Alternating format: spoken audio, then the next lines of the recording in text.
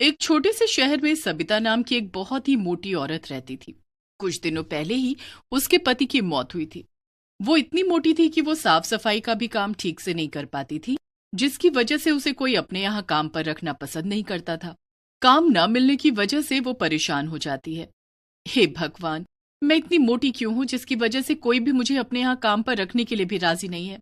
अब तो मेरे पास बस ये थोड़े से ही पैसे बचे हैं। इन पैसों में तो घर का राशन भी ठीक से नहीं आ पाएगा। नहीं, मुझे कुछ न कुछ तो करना होगा। ऐसे में कब तक हाथ पर हाथ धरकर बैठी रहूंगी। हे भगवान, काश मैं मोटी ना होती। कम से कम मुझे आज ये दिन तो ना देखना पड़ता। ये सब सोचते हुए वो रोती जा रही थी और बार बार अपने आप को कोस रही थी। वो पूरी रात बस यही सोच रही थी कि ऐसा कौन सा काम है जो मोटे होने के बावजूद भी वो कर सकती है। तभी अचानक से उसके दिमाग में एक ख्याल आता है। हाँ, ये सही है, मैं ये काम आसानी से कर सकती हूँ, मुझे इसमें कोई परेशानी भी नहीं होगी। और फिर वो आराम से सो जाती है। और फिर अगली सुबह जैसे ही सुबह होती है, सविता बाजार से बर्गर बनाने का सामान लाती है और बर्गर बनाकर एक ठेले पर रखकर चौराहे पर जाकर बेचने लगती है।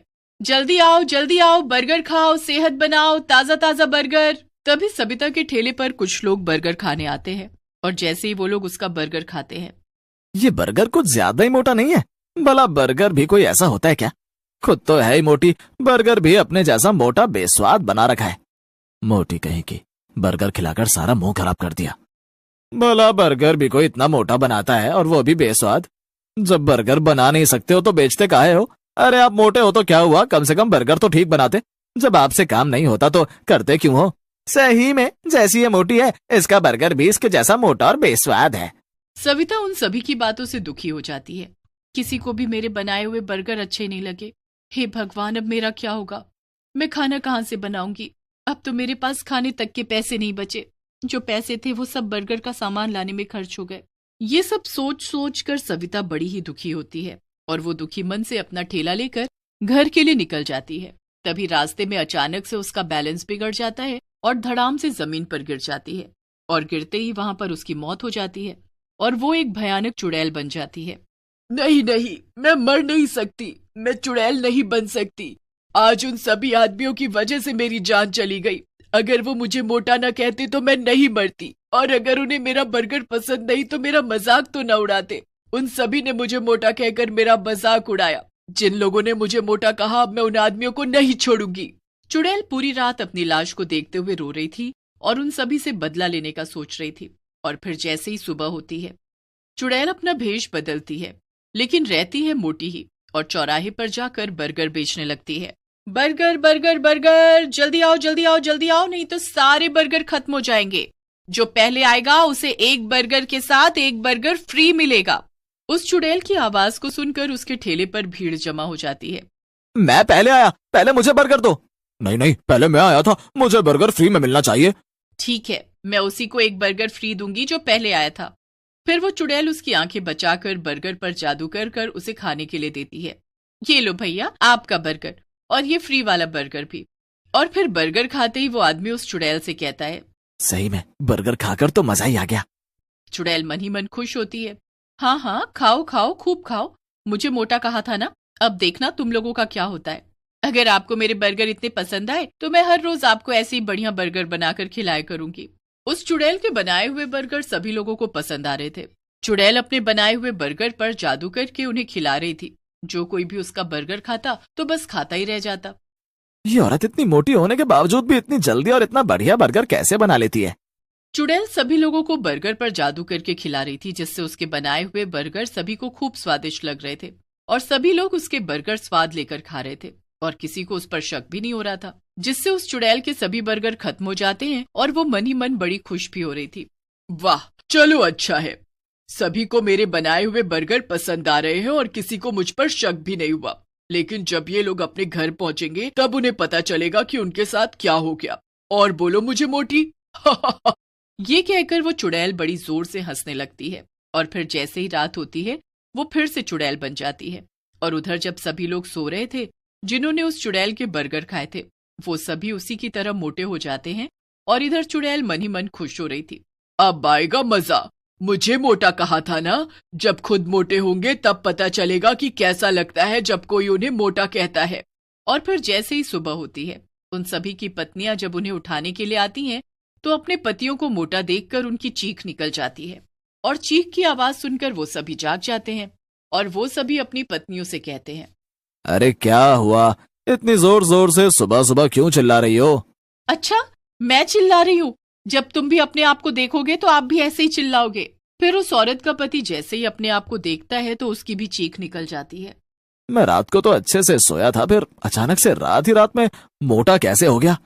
उधर बाकी के लोग भी जब अपने आप को देखते हैं तो वो भी अपने आप को मोटा पाकर घबरा जाते हैं। किसी को भी कुछ समझ नहीं आ रहा था आखिर उनके साथ ये सब कैसे हुआ, वो मोटे कैसे हो गए। और फिर अगली सुबह वो चुड़ैल फिर से औरत का रूप ले लेती है और भयानक हंसी हंसने लगती है। अब चला जाए बर्गर बेचने। बर्गर बेचूंगी तभी तो सभी लोग मेरा बर्गर खाएंगे और मोटे हो जाएंगे मेरी तरह। फिर वो और ज्यादा जोर से हंसने लगती है और बर्गर बेचने के लिए निकल जाती है और चौराहे पर जाकर अपना ठेला खड़ा करके बर्गर बेचने लगती है। जल्दी आओ, बर्गर खाओ, सेहत बनाओ, जो पहले आएगा उसे एक बर्गर के साथ एक फ्री मिलेगा। उस चुड़ैल के ठेले पर देखते ही देखते कुछ ही देर में भीड़ जमा हो जाती है और सभी लोग उस चुड़ैल से बर्गर खाने के लिए मांगते हैं। मैं पहले आया हूँ, मुझे बर्गर फ्री मिलेगा। नहीं नहीं, मैं पहले आया हूँ, पहले मुझे बर्गर फ्री मिलेगा। चुड़ैल उन सभी आदमियों की बातें सुनकर मन ही मन खुश हो रही थी। अब इन्हें क्या पता कि मेरे बर्गर खाते ही रात में इनके साथ क्या होगा। खूब खाओ मेरा बर्गर, तभी तो मोटे और मोटे होते जाओगे। तभी सभी आदमी चुड़ैल से बर्गर खाने के लिए मांग रहे थे और चुड़ैल सभी को बर्गर पर जादू करके उन्हें खिला रही थी और सभी लोग उसका बनाया हुआ बर्गर स्वाद ले लेकर खा रहे थे। और फिर जैसे ही रात होती है वो सभी आदमी मोटे हो जाते हैं जिन्होंने उस चुड़ैल के बर्गर खाए थे।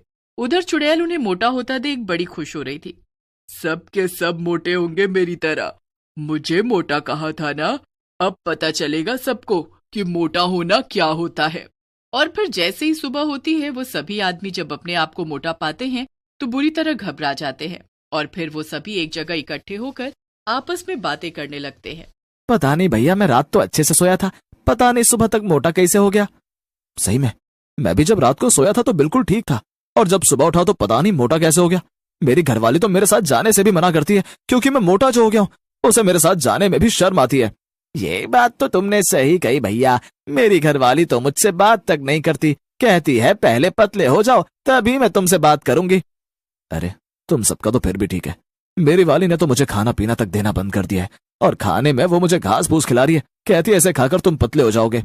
कुछ ना कुछ तो जरूर गड़बड़ है, हमें पता तो लगाना पड़ेगा। चलो हम अभी के अभी पुजारी जी के पास चलते हैं, वही हमें कुछ बता सकते हैं। फिर वो सभी आदमी मिलकर पुजारी जी के पास जाते हैं और उन्हें सारी बात बताते हैं।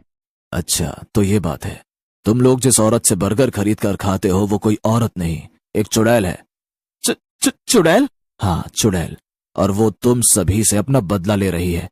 पुजारी जी अब आप भी हमारी मदद कर सकते हैं और उस चुड़ैल से बचा सकते हैं।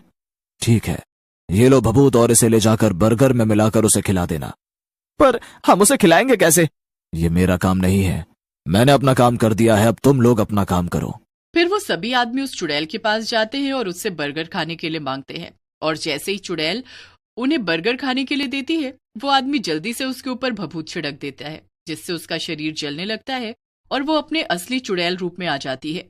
धोखा, तुमने मेरे साथ धोखा किया, मैं अब तुम लोगों को नहीं छोड़ूंगी। और फिर जैसे ही चुड़ैल उन सभी आदमियों की तरफ उन्हें मारने के लिए बढ़ती है तो उसका पूरा शरीर जलकर राख हो जाता है और उसके मरते ही वो सभी आदमी पहले जैसे हो जाते हैं।